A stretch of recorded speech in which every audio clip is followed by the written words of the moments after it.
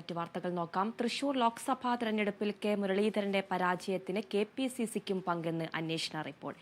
KPCC നേതൃത്വത്തിന്റെ ഭാഗത്തു നിന്നും ശ്രദ്ധക്കുറവുണ്ടായി. തൃശൂരിലെ നേതൃത്വം പരാജയമെന്നും അന്വേഷണ റിപ്പോർട്ടിൽ കുറ്റപ്പെടുത്തുന്നു. KPCC പുകഴ്ത്തിയ റിപ്പോർട്ടാണ് പുറത്ത് വന്നിരിക്കുന്നത്.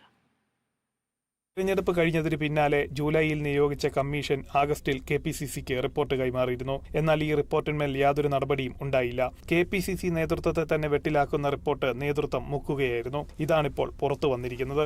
പാർട്ടിയിൽ പൊട്ടിത്തെറിക്ക് കാരണമായേക്കാവുന്ന പരാതികളും തെളിവുകളും കണ്ടെത്തലുകളും വ്യക്തികൾക്കെതിരായുള്ള കടുത്ത ആരോപണങ്ങളും ശുപാർശകളും അടക്കം 30 പേജുകളിലായാണ് റിപ്പോർട്ട്. 3 തവണയായിട്ടായിരുന്നു കമ്മീഷന്റെ തെളിവെടുപ്പ്.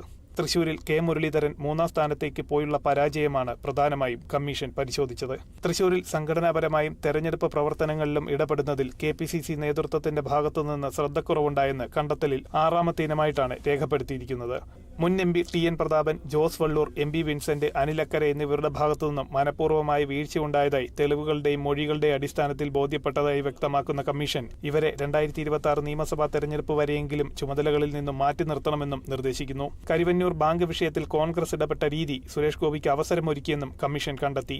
TN പ്രതാപന്റെ പ്രവർത്തനം മണലൂർ, ഗുരുവായൂർ നിയമസഭാ മണ്ഡലങ്ങളിൽ ഒതുങ്ങിയെന്നും കുറ്റപ്പെടുത്തുന്നു. തൃശൂർ പരാജയത്തിന് പിന്നാലെ കെ മുരളീധരൻ കടുത്ത ഭാഷയിലാണ് നേതൃത്വത്തിനെതിരെ രംഗത്ത് വന്നത്.